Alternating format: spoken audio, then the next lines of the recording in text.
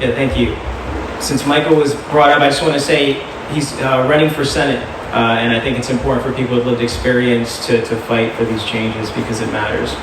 And you know, when we think about early intervention program, and frankly, a lot of which I've learned from those that are in the fight is it starts at the federal level. You know, our congressional delegation and just Congress in general has not ever really gotten us to the initial promise when it comes to the Individuals with Disabilities Education Act, which is to fund or to essentially offer 40% of the cost, right, to the states in terms of like the states covering 60%, they're covering 40%. Their Congress is at about 15% now, so at the federal level we're failing. When it comes down to what the state contributes, you know, what we also know is, you know, it just isn't enough.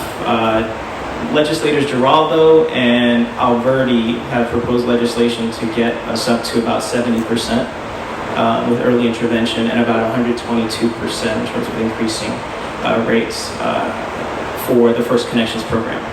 Now, why is the First Connections program vital? Because we know that we operate here in Rhode Island under a large hospital for-profit system. So like, you know, a lot of the care people are receiving, they're navigating through the waters of a really congested and kind of like multi-layered administration. I think it's important to acknowledge that First Connections is the way that we get help to people at home.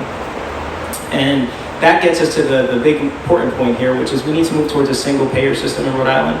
That's about a 10-year process, but it starts with building infrastructure on community healthcare that's comprehensive and free and incorporating these programs into that structure to try to supplement additional funding on the state side through other services that we're providing. And I think that's how we can get creative and really expand the state funding, but we got to push on Congress too. Thank you.